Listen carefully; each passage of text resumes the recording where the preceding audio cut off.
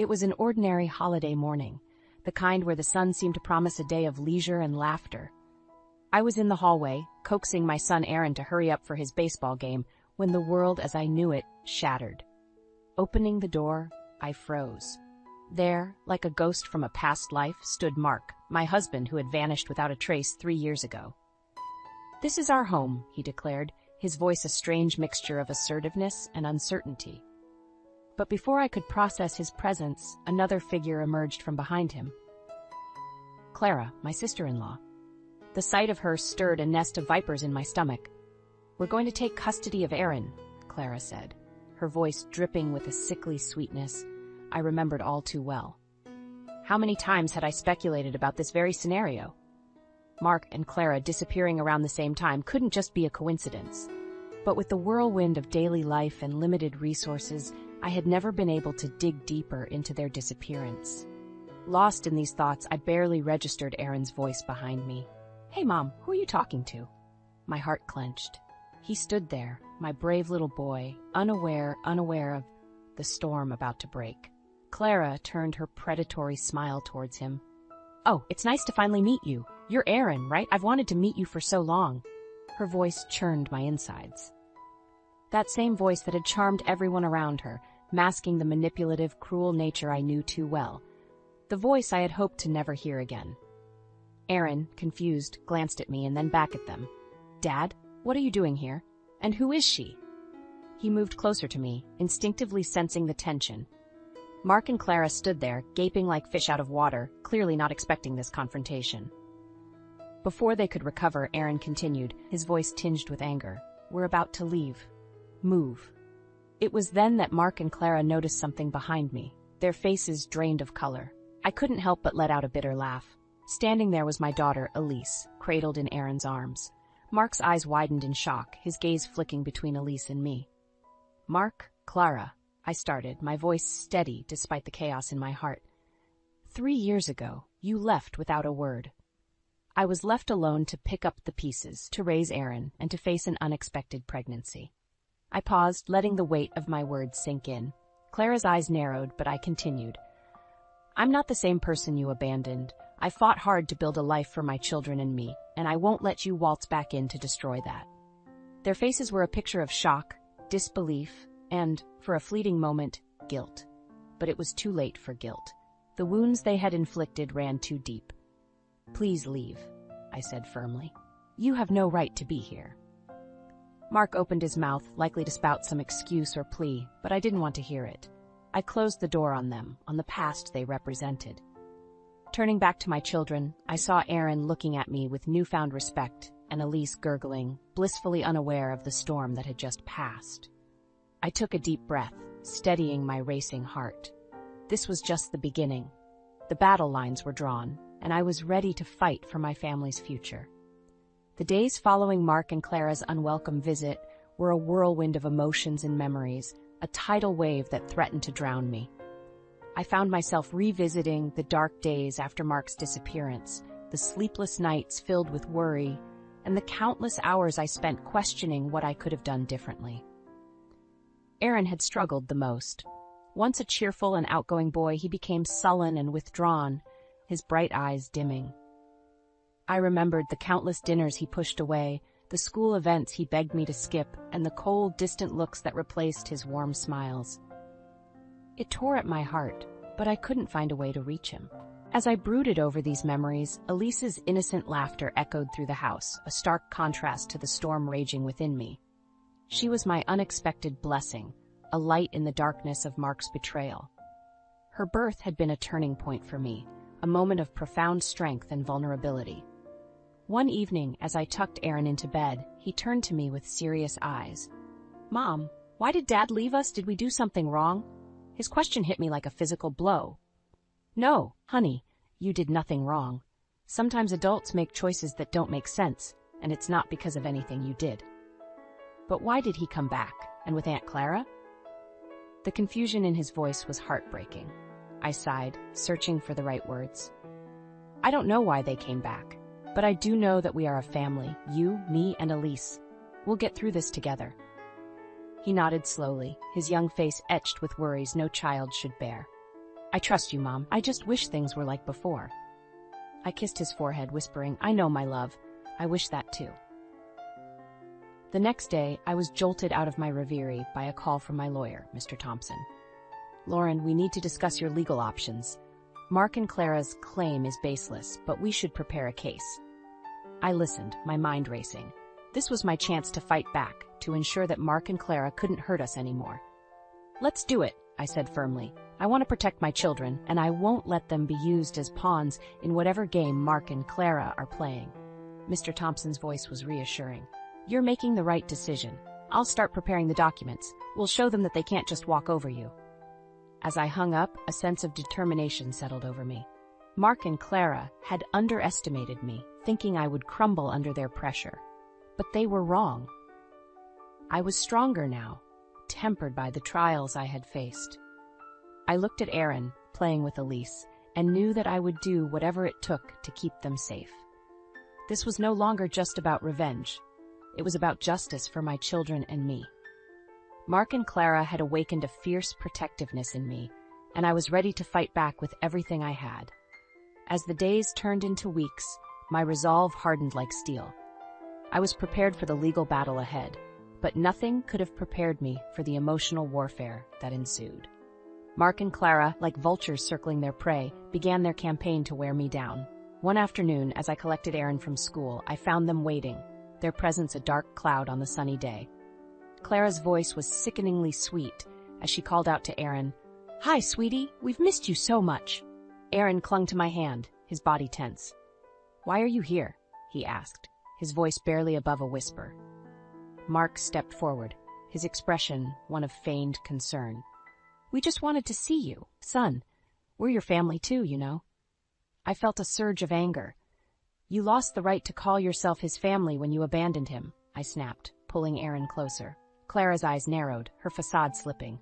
"Lauren, you can't keep him from us. We have rights." "Rights? You have no rights here," I retorted, my voice cold. "You both made your choice 3 years ago. Now live with it." Mark's face twisted in anger. "You think you're so perfect, Lauren? You're just a bitter woman who couldn't keep her husband happy." I could feel Aaron's grip tighten on my hand, his small body shaking. "Let's go, Aaron," I said, turning to leave. But Clara wasn't done. "You'll regret this, Lauren. We'll get what we want. We always do." Their threats echoed in my ears as we walked away. But I wouldn't let them see my fear. I had to be strong for Aaron and Elise. That night as I lay in bed, their words haunted me. The idea of losing Aaron to those two was unbearable. I couldn't let it happen. I had to be smarter, stronger. The next day, I met with Mr. Thompson, my determination like a shield around me. "I want full custody of Aaron, and I want Mark and Clara to have no visitation rights," I said firmly. Mr. Thompson nodded. "It's going to be a tough battle, but I believe we can win this. You're a good mother, Lauren. The court will see that." As the legal preparations progressed, I found an unexpected ally in my own home, Aaron. One evening he came to me, his young face set in a serious expression. "Mom, I want to tell the judge that I want to stay with you. Dad and Aunt Clara, they're not my family. Not really." Tears welled in my eyes as I hugged him tightly. "Thank you, Aaron. That means more to me than you'll ever know." The day of the court hearing arrived like a storm on the horizon. I walked into the courtroom with Aaron by my side, ready to fight for our future. As the proceedings began, Clara tried to play the doting aunt, her words dripping with insincerity. Mark played the role of the repentant father, but his eyes were cold and calculating.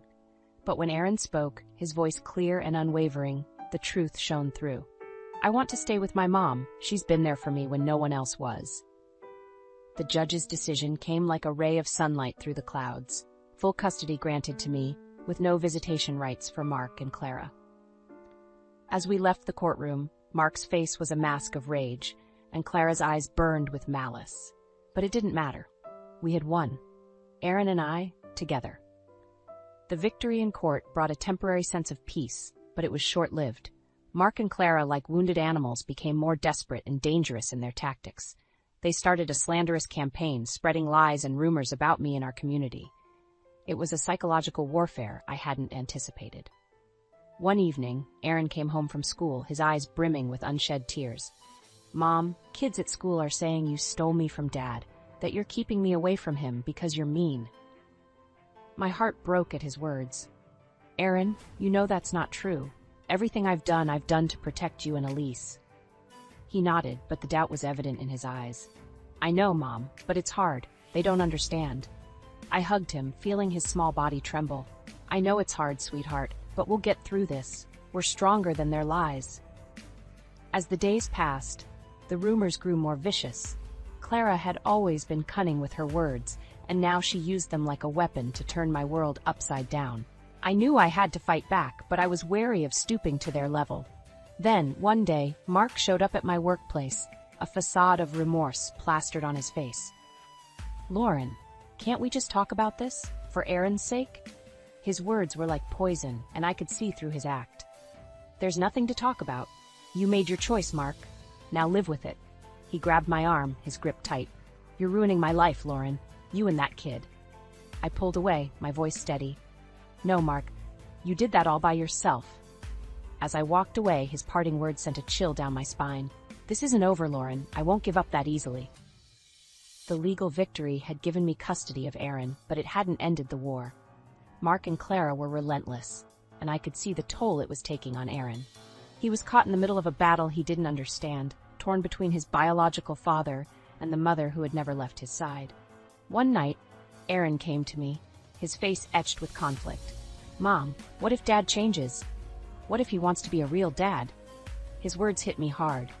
Aaron, I know he's your dad, and it's normal to hope for that, but we have to see people for who they are, not who we want them to be. Aaron was silent for a moment, then looked up at me, his eyes clear. I know, I just wish things were different. I held him close, whispering, I do too, Aaron, I do too. Despite the ongoing battle, I had to ensure that Aaron and Elise remained my priority. They were my strength, the reason I fought so hard, and I would do anything to protect them, to give them the life they deserved, free from the shadows of Mark and Clara's deceit. The relentless campaign by Mark and Clara took a darker turn, evolving into outright harassment. They seemed to be everywhere, outside my workplace, near Aaron's school, always lurking, always watching. It was a psychological siege, and I felt its weight every day. But I refused to be intimidated. It was time to hit back, to make them realize they couldn't trample over our lives without consequences. I scheduled a meeting with Mr. Thompson, my resolve like iron. Mr. Thompson, it's time we take more aggressive legal action. I want to file for a restraining order against Mark and Clara, and I want to sue them for harassment and defamation, I declared. Mr. Thompson nodded in agreement. I think that's a wise decision, Lauren. Their behavior is unacceptable, and it's time they face the legal repercussions. The legal proceedings were grueling, but I stood firm. In court, Mark played the victim, a man wronged by his vindictive ex-wife. Clara, ever the actress, wept about being denied the chance to be a part of her nephew's life. But their performance couldn't mask the truth. The judge saw through their facade and granted the restraining order. Additionally, they were ordered to pay damages for their defamatory actions. As we left the courtroom, Mark's face was a mask of fury, while Clara's eyes burned with unspoken threats. But this time, I wasn't afraid. I had the law on my side. Their defeat in court, however, did little to quench their vendetta. If anything, it seemed to fuel their spite. One day, I received a chilling phone call from Mark. You think you've won, Lauren? You think you can just destroy my life and walk away? I'll make sure you regret this, he hissed through the phone. I clenched my jaw, fighting back the fear his words invoked. You brought this on yourself, Mark. I'm just protecting my family. You haven't seen the last of me, Lauren. This isn't over, he spat before hanging up. His threat hung in the air like a toxic cloud, but I wouldn't let it break me. I had Aaron and Elise to think about. They were my world, and I would go to any lengths to shield them from Mark and Clara's malice. But as days turned into weeks, the constant stress began to wear me down. The never-ending vigilance, the fear of what Mark might do next, the pressure of being a single mother, it was all-consuming. One evening, as I put Elise to bed, Aaron came to me, his expression somber. Mom, are we going to be okay? Dad sounded really mad on the phone. I pulled him into a hug, my heart aching for the worry he had to bear. We're going to be okay, Aaron. I won't let anything happen to us. I promise. But even as I spoke the words, I knew the battle was far from over. Mark and Clara were like a storm on the horizon, and I needed to be ready for whatever they threw our way. The weeks following the court ruling were a tense and watchful time. Mark and Clara, now bound by the restraining order, had receded into the shadows, but their silence was more unnerving than their threats. I knew this lull was just the calm before another storm. Then it happened. Clara, in a move of sheer desperation, orchestrated a public scene. I was picking up groceries when she appeared out of nowhere, screaming accusations. "You're a monster, Lauren! You've torn our family apart!"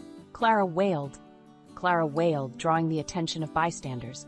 I stood my ground, my voice steady. "Clara, you need to leave. You're violating the restraining order." Her face twisted in rage. "I don't care.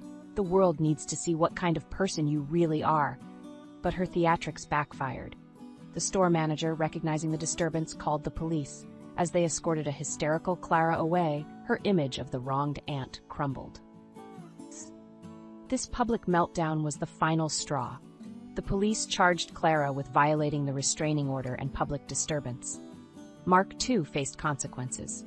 His involvement in the harassment and defamation, now fully exposed, led to his arrest. As I watched them being taken away, a part of me felt a pang of pity. They had descended into their own hell, a pit they had dug with their lies and hatred. But this feeling was quickly overshadowed by a sense of justice. They were finally facing the consequences of their actions. In the aftermath, the community's perception shifted. The truth about Mark and Clara's deceit and manipulation became apparent.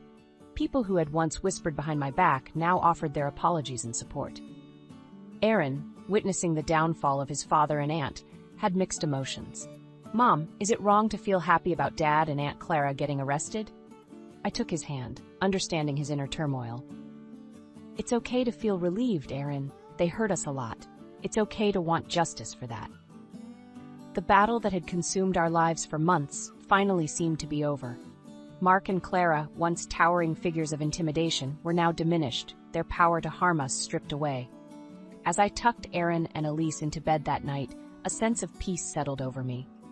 We had weathered the storm and emerged stronger. I knew there would be challenges ahead, but for the first time in a long while I felt hopeful about the future. With Mark and Clara's legal retribution, a heavy burden lifted from our shoulders. The days seemed brighter, and our home was filled with laughter once again. Aaron's smile returned, and Elise's innocent giggles were a balm to our scarred hearts. The community's support was overwhelming. Apologies turned into offers of help, and slowly the rumors and whispers faded away. We were rebuilding our lives, piece by piece. But the true testament to our newfound peace came on my birthday. Aaron, now more mature and thoughtful, had a surprise for me. He approached with a shy smile, a small gift in his hand. "Happy birthday, Mom. I made this at school for you," he said, handing me a beautifully crafted photo frame. It held a picture of the three of us, smiling and happy. Tears welled up in my eyes as I hugged him. "Thank you, Aaron. This is the best gift I could ever ask for." Later that day, as we celebrated with a small party, our little family felt whole again. Friends and neighbors joined in, their presence a symbol of the life we had reclaimed. During the party, a new face appeared. It was Tom, a kind and understanding man I had met through my work. His support during our trials had been unwavering, and his presence now felt like a promise of new beginnings. "Happy birthday, Lauren. I hope this year brings you all the happiness you deserve," Tom said, his eyes warm and sincere. I smiled, feeling a spark of something new, something hopeful. "Thank you, Tom. It's already off to a great start." As the party wound down, Aaron came up to me, a serious look on his face. "Mom, I've been thinking, maybe it's okay to start new things, to be happy again." I knelt down to meet his gaze. "It's more than okay, Aaron. We've been through a lot, and we deserve to be happy." He nodded, a small smile gracing his lips. "I like Tom. He's nice. And I think he makes you happy." I hugged him, my heart full. "He does, Aaron, and I'm glad you like him." That night, as I put Aaron and Elise to bed, I felt a sense of contentment I hadn't known in years. We had faced our demons and emerged victorious. Our future was ours to shape, and it looked bright and full of promise. Life had thrown us into turbulent waters, but we had learned to navigate the storm. Now it was time to enjoy the calm, to embrace the new dawn that awaited us.